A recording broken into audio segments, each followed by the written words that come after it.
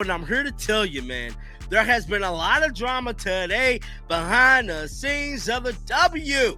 Now we got Sophie Cunningham talking trash about Angel Reese. We got A'ja Wilson. Man, we got a bunch to talk about, guys. For this one here, there has been a lot of drama going on behind the scenes, man. A'ja Wilson firing shots at Aaliyah Boston. We got Sophie Cunningham in serious hot water. One lighthearted joke. Call me Angel Reese. And suddenly, the entire league is on fire. She's being called racist, jealous, a clout chaser.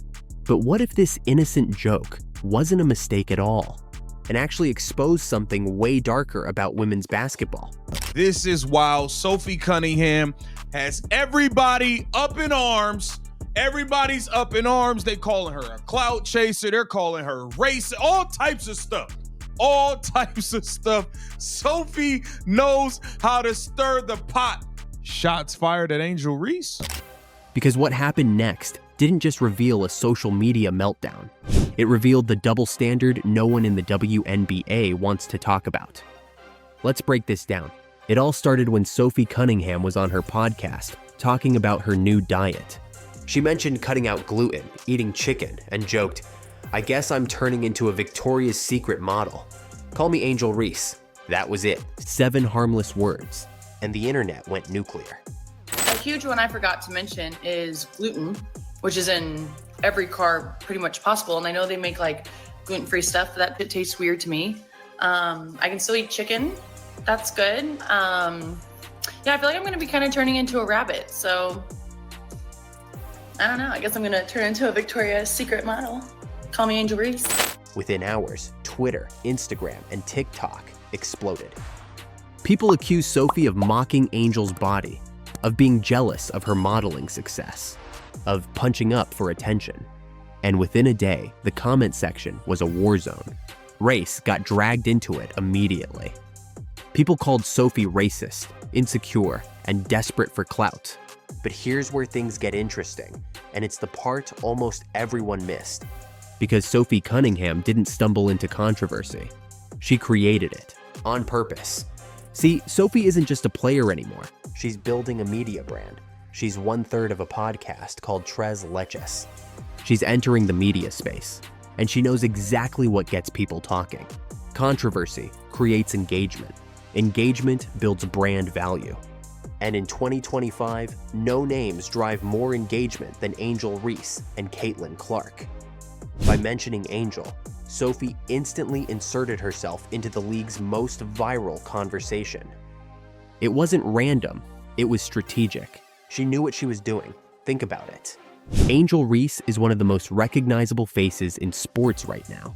She walked the Victoria's Secret runway. She's got national sponsorships, millions of followers, and mainstream attention that few WNBA players have ever reached. By jokingly calling herself Angel Reese, Sophie put herself right in the center of that spotlight. And every reaction, good or bad, only boosted her relevance. The people screaming clout chaser are actually proving her point, because we're talking about her right now. And that's exactly what she wanted. But beneath that, there's something much deeper going on. And it's what has longtime WNBA fans divided. Because the outrage over Sophie's joke revealed a double standard that's been brewing for years. When Caitlin Clark does media appearances, people say she's distracted. When Angel Reese does them, she's building her brand. When Sophie Cunningham makes a joke about it, she's racist. Same actions, different reactions. And that's not a coincidence. It's a reflection of how fractured the WNBA's culture has become. People want to talk about growth, visibility, and unity. But behind the scenes, there's resentment, division, and hypocrisy. It's not just about basketball anymore. It's about who's allowed to say what. Now, let's zoom out, because around the same time Sophie's clip went viral, another star, A'ja Wilson, was caught up in her own controversy. To the next story, and that, my friends, is this one. So somebody sent me this. This was Aaliyah Boston, basically being attacked by A'ja Wilson. So A'ja Wilson shared this on her story. She stated, "The only special whistle I know."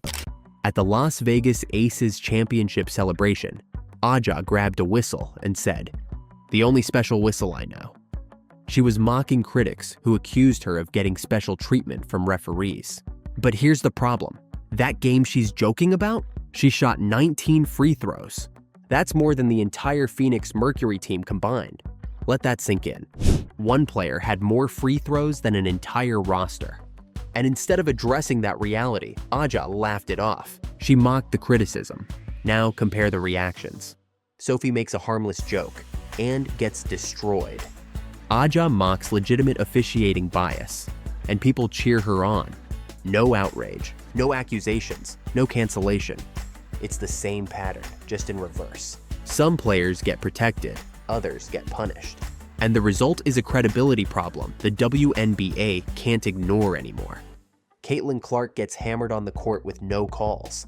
Aja Wilson gets breathed on, and the refs blow the whistle. Aaliyah Boston gets hacked in the paint. Nothing. Meanwhile, Aja's mocking those who even question it. And the fans see it. They see the bias. They see the favoritism.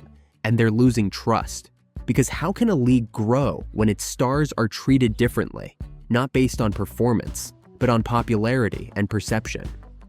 Back to Sophie. Her joke didn't destroy Angel Reese. It destroyed the illusion that this league plays fair, in competition or in conversation. People can pretend it's about a joke, but the truth is, this was about control, about who's allowed to comment, who's allowed to laugh, who's allowed to exist in the spotlight without being torn down. Sophie's words were never cruel, they were calculated. She saw what Angel did, turning fame into business, and she followed the same playbook. That's not jealousy, that's smart. But here's the uncomfortable truth that everyone's avoiding. When Angel Reese leverages her fame, she's praised. When Sophie does it, she's punished. And that double standard is exactly why this story caught fire. Because deep down, fans aren't mad that Sophie made a joke. They're mad that she used the same system others use and made it work. That's the hypocrisy at the heart of women's basketball right now. You can talk about empowerment, equality, and growth. But if one joke can cause this much chaos, it shows how fragile everything really is. The WNBA used to be about basketball. Now it's about the drama around basketball. Every headline is controversy. Every conversation is racial. Every rivalry turns into something bigger than the game. And here's the kicker. The drama works. It's growing the league. It's drawing new fans. It's keeping everyone talking. But it's also burning out the people who came for the sport. The ones who just want to watch great basketball without turning every moment into a social war. That's what makes this story so fascinating, because Sophie Cunningham knew exactly what she was doing. She didn't take down Angel Reese. She used her name to expose the culture that rewards controversy and punishes honesty. And that's the part no one wants to admit. This wasn't a slip of the tongue. It was a mirror. A perfectly timed, perfectly placed reflection of everything the WNBA is right now. Brilliant, messy, divided, and addicted to drama. Sophie's joke didn't destroy Angel Reese. It destroyed the illusion that women's basketball is united. It proved that in this league, the most dangerous thing you can do is tell a joke that hits too close to the truth. So the next time you see a WNBA headline exploding across social media, ask yourself, is it outrage or is it strategy? Because in this new era, players like Sophie Cunningham aren't just playing the game, they're mastering the media that controls it. If you're still watching, drop hashtag #CallMeAngel in the comments. Let's see how many people actually get what Sophie really did. I think that all the different relationships have been amazing. New footage of Kobe Bryant's daughter has NBA fans in complete disbelief. Not because of what she said, but because of what she was caught doing.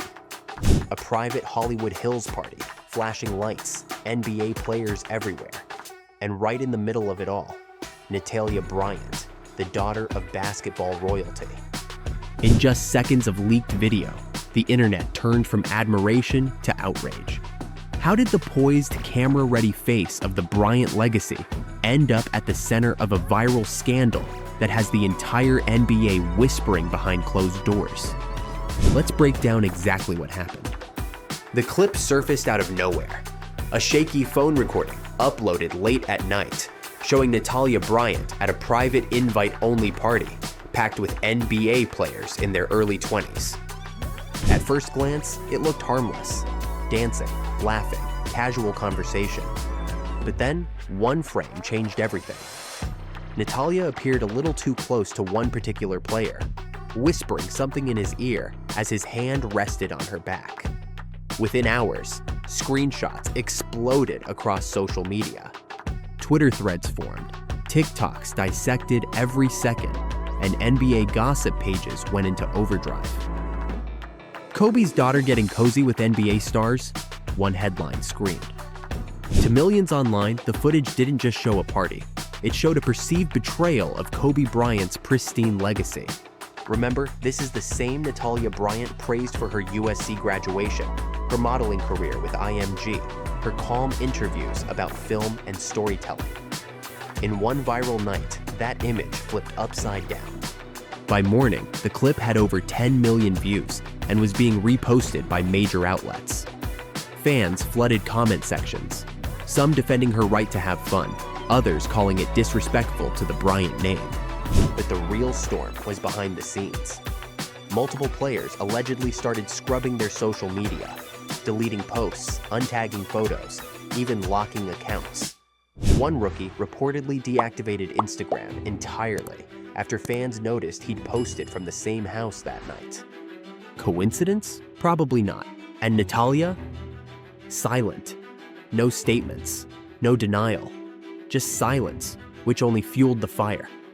While fans argued online, the Bryant household went into full lockdown. Vanessa Bryant, known for protecting her daughters with unshakable resolve, was reportedly livid. Sources close to the family claim she felt blindsided, furious that someone in their inner circle had betrayed their trust. This wasn't a paparazzi ambush. The footage was taken from inside the party, recorded by someone who was supposed to be a friend. Behind closed doors, Vanessa began asking hard questions. Who leaked it? Who invited those players? Who was filming? According to insiders, legal action is on the table, and the Bryant family's social media settings have quietly changed, with fewer public posts, fewer tags, fewer chances for history to repeat itself. But here's the bigger issue. When your last name is Bryant, every move is a headline. Kobe represented discipline, loyalty, and control. The idea that his eldest daughter could be seen partying with NBA players hit fans like betrayal. The internet isn't judging a 22-year-old, it's judging the ghost of an icon. As the footage spread, fans started linking Natalia to LeBron James's son, Bronny. Both go to USC, both children of NBA legends. What if both of them fell in love and just created the most dominant, the greatest basketball player to ever grace the earth? In the comment sections, people started spinning fantasy narratives. NBA royalty meets NBA royalty. Tweets went viral, imagining a superchild born from the two greatest basketball families. But reality says otherwise. Bronny James has been publicly dating Parker Whitfield since 2024. They've vacationed together, posted anniversary photos. It's no secret. And Natalia? She's never once been photographed with Bronny in a romantic context. No dates, no joint appearances, no confirmations. Still, the internet refused to let go, because a lie wrapped in nostalgia spreads faster than the truth. This rumor storm didn't just embarrass her, it threatened her growing Hollywood reputation. Natalia Bryant, the model, filmmaker, and student of cinematic arts, was suddenly being reduced to gossip headlines and thumbnails. She wasn't a graduate anymore, she was a party girl. And for someone who's worked tirelessly to honor her father's memory, that label cuts deep. Here's what most fans don't see. Natalia Bryant isn't a scandal. She's a survivor. At 17, she lost her father and sister in a tragedy that shattered the sports world. Yet, instead of disappearing, she finished school, cared for her younger sisters, and went on to graduate from USC with honors. At that graduation, she wore a custom stole embroidered with Kobe's Black Mamba logo right over her heart. It read, "Thank you, Mom and Dad." Congratulations. We're so proud of you. Thanks so much. Presenting the recipients of the Bachelor of Fine Arts in Cinematic Arts, Film and Television Production. Natalia Diamante Bryant.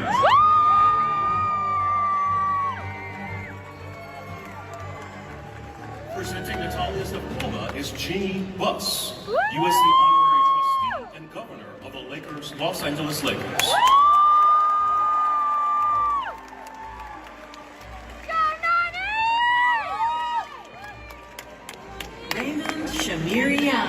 It was a message of resilience, not rebellion.